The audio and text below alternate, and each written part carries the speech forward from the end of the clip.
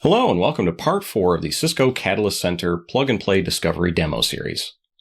In this demo, we're going to be using DHCP again to discover our Catalyst Center server. However, in this case, we're going to be using a custom VLAN ID rather than the default VLAN of 1.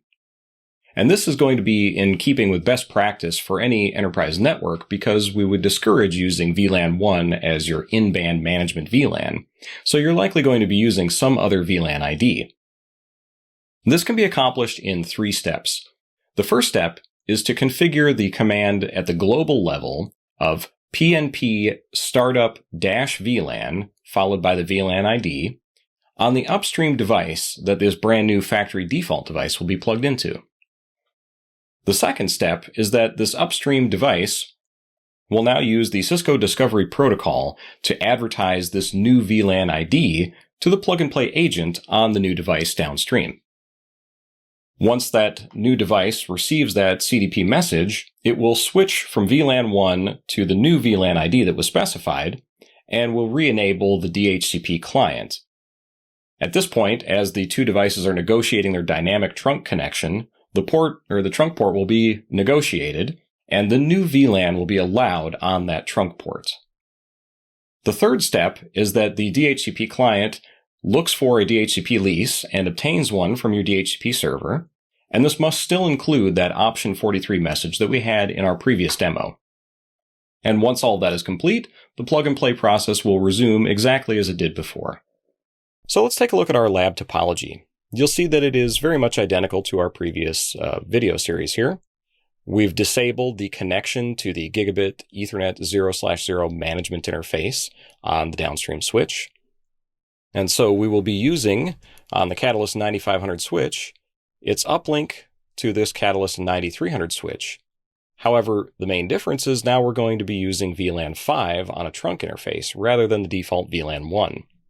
And to do that, on this Upstream 9300 switch, we've applied the command PnP startup-vlan 5 to tell the downstream switch to use VLAN 5 instead. On this Upstream 9300 switch, we've got our VLAN 5 SVI configured, as well as the DHCP server for that VLAN. And that DHCP server contains option 43 with the information necessary to connect to the Catalyst Center server.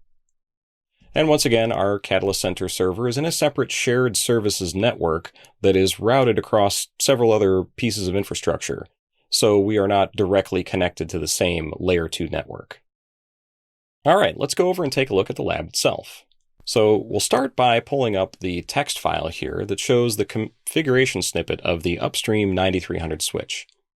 It's very much like our previous lab series here, or demonstrations. However, in this case, we have a DHCP pool named VLAN 5, and we're using a different subnet of 172.16.5.0/24.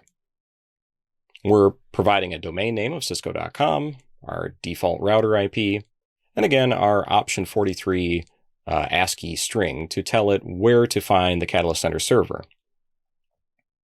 On the VLAN 5 SVI on this Upstream Catalyst 9300 switch, we're doing things a little bit differently. We're using HSRP to provide a high availability for this VLAN. But due to the configuration, this switch that we're working with is going to be the primary active member of this HSRP group, so it will have the 5.1 IP address.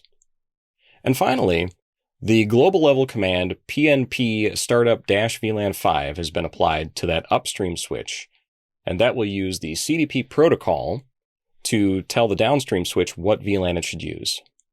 Now let's take a minute and look at a packet capture that I collected during previous testing here that shows exactly how this works.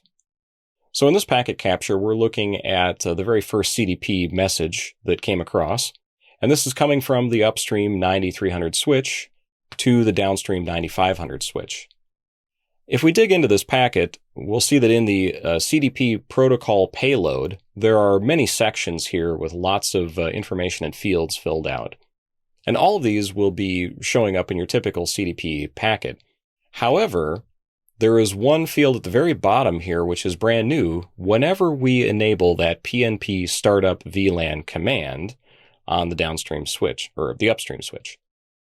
Whenever we turn on this global level command, it will enable this section in the CDP packet that's called Web Management Port. And the subfield inside of it, called Platform, contains the actual VLAN ID. So in this case, we're saying VLAN 5. If we were not using that PnP startup command on the upstream switch, but we still captured the CDP packets, you would see very much all the same information here, but this section for Web Management Port would be completely missing. It wouldn't actually be in the payload at all. So this shows us exactly how this process works.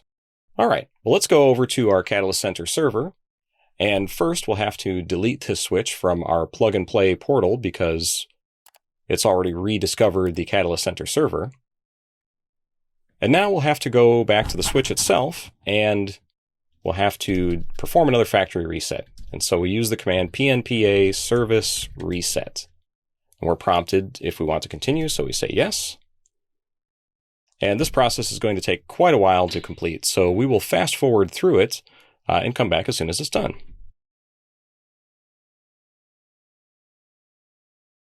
All right, so now we can see that the switch has finished its plug-and-play process. It has discovered the Catalyst Center server and has reconnected over port 443, so we know that now it's using the HTTPS protocol. If we scroll back up and take a look at our DHCP lease, you'll see that it did come in on VLAN 5, and we did get an address in the proper 172.16.5.13 subnet with our option 43 as well as our domain name that was specified in our DHCP lease. If we go over to the Catalyst Center server, we can see that here in our plug-and-play inventory, we have our device with a generic hostname of switch, and it shows our management address of 172.16.5.13. So this whole process worked properly. We established a dynamic trunk port to the upstream switch.